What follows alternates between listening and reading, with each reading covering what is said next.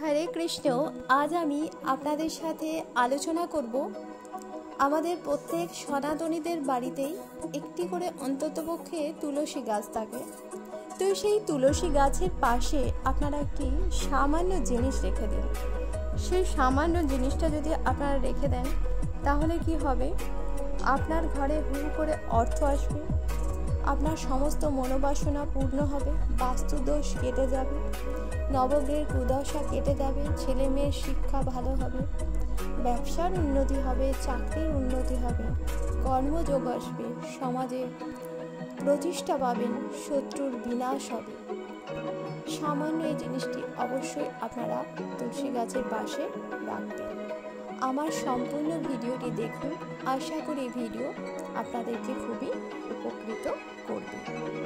রাধে রাধে বন্ধুরা, আমরা সকলেই চাই ধনী হতে, সুখী হতে, পরিবারের সকলকে নিয়ে আনন্দের সাথে বাঁচতে। কিন্তু এখন এমন যুগকাল পড়ে গেছে, আমাদের দিন দিন আয় উন্নতি কমে যাচ্ছে, খরচা বেড়ে যাচ্ছে, আর সংসারে অশান্তি যেন বেড়েই চলেছে, আর আমাদের শত্রু যেন বেড়ে চলেছে। আমরা প্রতিনিয়ত যেন একটা হতাশার দুশ্চিন্তায় থাকি, আমরা কোথাও যেন শান্তি খুঁজে পাচ্ছি না। আমাদের জীবনে যেন মনে হচ্ছে কিছু হারিয়ে যাচ্ছে, কোথাও শান্তি খুঁজে পায় না। এই শান্তি খুঁজে পাওয়ার জন্য আমাদেরকে কিছু নিয়ম মেনে চলতে হবে।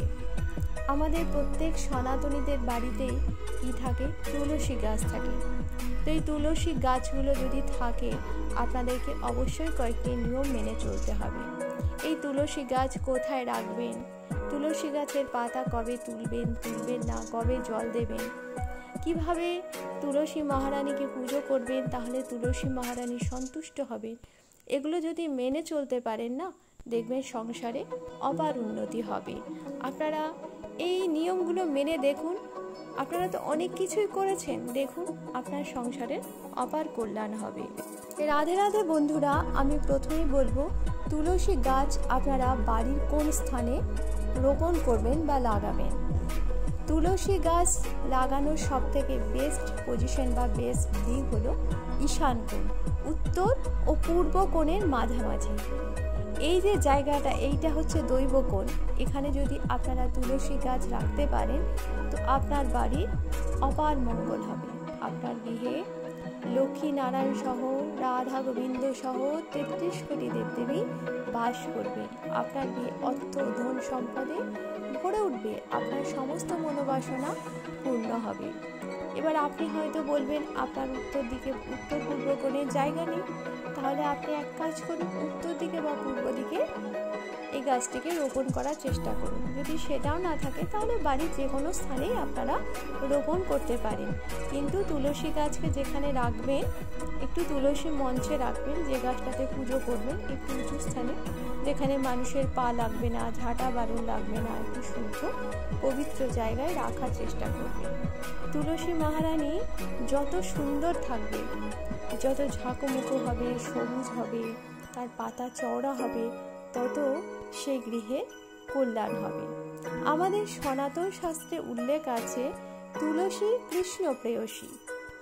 ভগবান শ্রীকৃষ্ণের সব থেকে প্রিয় হলো এই তুলসী পত্র। ভগবান শ্রীকৃষ্ণ এবং তার সমস্ত অবতারের পূজাতে এবং ভোগে তুলসী পত্র ছাড়া পূজা সম্ভব নয়। তো আপনারা সুতরাং বুঝতেই পারছেন তুলসী পত্র, তুলসী গাছ কত গুরুত্বপূর্ণ আমাদের সনাতনীদের কাছে। আর শাস্ত্র কি বলছে যে এই গাছ যে বাড়িতে থাকে সেই বাড়ি শ্রীধাম বৃন্দাবনে পরিণত হয়। সেখানে যমরাজ প্রবেশ করতে পারে না, অকাল মৃত্যু হয় না, বজ্রাঘাত হয় না। আপনারা যদি কখন আগ্রাতে যান, আগ্রার তাজমহল দেখতে দেখবেন তাজমহলের পাশে প্রচুর এরকম তুলসী গাছ রয়েছে। কেন? তুলসী গাছ থাকলে সেখানে বজ্রাঘাত হয় না, সর্পাঘাত হয় না। সেজন্য তুলসীর তো শাস্ত্রীয় অনেক গুণ আছে, ধর্মীয় অনেক গুণ আছে। এই তুলসী গাছের পাতা হাওয়া যেদিকে বয় না, একটা শুদ্ধ হাওয়া সেখানে নানাবিধ কঠিন রোগ সরিয়ে দেয়। যদি কোনো ব্যক্তির শরীরে কঠিন রোগ থাকে না, সে যদি নিয়মিত 2-4টে করে তুলসী পাতা সকালে খালি পেটে খায়, তাহলে তার কঠিন রোগ চলে যায়। এবং বাস্তুমতে বলছে যে গৃহে তুলসী গাছ থাকে সেখানে অশুভ শক্তির বিনাশের শুভ শক্তি থাকে, সেখানে ধন সম্পদ সুখ সমৃদ্ধি সব থাকে। কিন্তু তুলসী গাছ তো আমাদের প্রত্যেক সনাতনীর বাড়িতেই থাকে, কিন্তু আমরা কিছু কিছু ভুল করে বসি। কি করি, অনেক সময় আমরা তুলসী গাছের পাশে নোংরা আবর্জনা রেখে দিই, ভাঙাচোরা জিনিসপত্র, জুতো ছেঁড়া, ইট, পাটকেল, পাথর, বস্তা, নোংরা জিনিস আবর্জনা রেখে দিই। এগুলোকে রাখবেন না। তুলসী গাছের পাশে সবসময় পরিষ্কার পরিচ্ছন্ন করে রাখবেন। অনেকে তুলসী গাছের পাশে থুতু ফেলেন, অনেক বাড়ির বাচ্চারা প্রস্রাব ফিরে দেয়, একদম এগুলো করবেন। অনেকে মাথার চুল আঁচড়ান, সেই চুলগুলো উড়ে গিয়ে তুলসী মহারানীর গায়ে গিয়ে পড়ে। অনেকে মাছ মাংস খাবার নিয়ে তুলসী মন্দিরের সামনে বসে খেতে বসে পড়েন।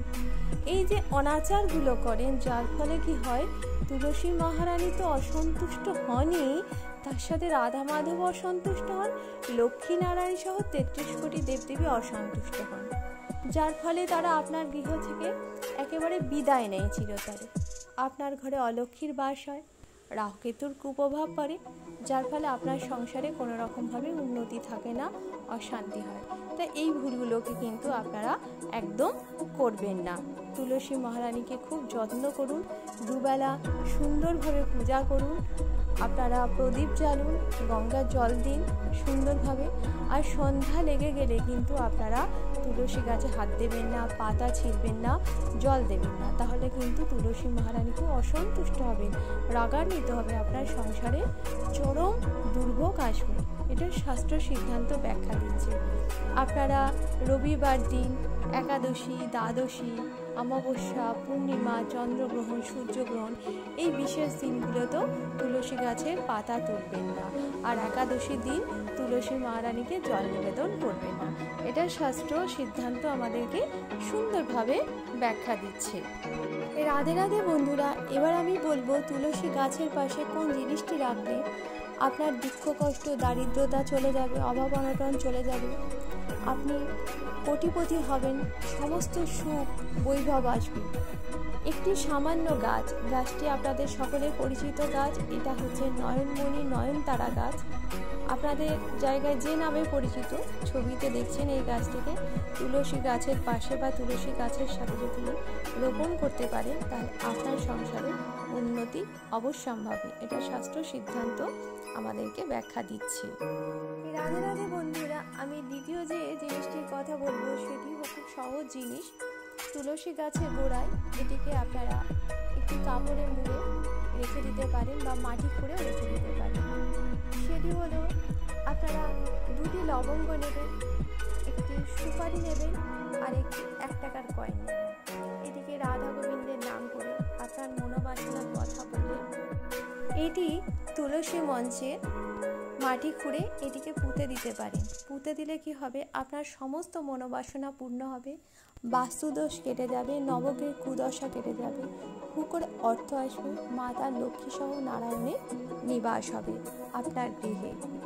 রাধে রাধে, পরবর্তী যে উপায়টির কথা বলবো পাশে রাখবেন তুলসী গাছের পাশে, সেটি হলো আপনারা একটি হলুদ নেবেন। দেখবেন গাঁটি হলুদ কিনতে পাওয়া যায় দশকর্মার দোকানে, বা কাঁচা হলুদও কিনতে পাওয়া যায়। সেই হলুদটিকে আপনারা একটি হলুদ, ছোট্ট একটু হলুদ নেবেন, সেটাকে আপনারা সাদা, হলুদ বা লাল যে কোনো কালারের সুতো দিয়ে আপনারা সেটিকে বেঁধে তুলসী গাছের গোড়ায় যে কাণ্ড আছে সেই কাণ্ডের মধ্যে বেঁধে দেবেন।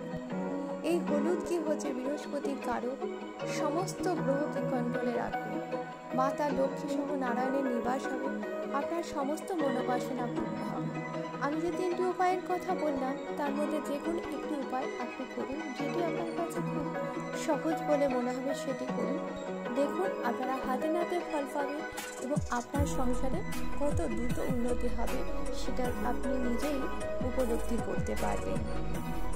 রাধে রাধে বন্ধুরা, যদি আমাদের এই ভিডিও ভালো লাগে তাহলে একটি লাইক করবেন, কমেন্টস করবেন, আর যদি আপনারা নতুন হয়ে থাকেন তাহলে অবশ্যই আমার চ্যানেলটিকে আপনারা সাবস্ক্রাইব করুন। তাহলে যখনই আমরা প্রথম ভিডিও ছাড়ব আপনার কাছে এই নোটিফিকেশন চলে যাবে। রাধে রাধে।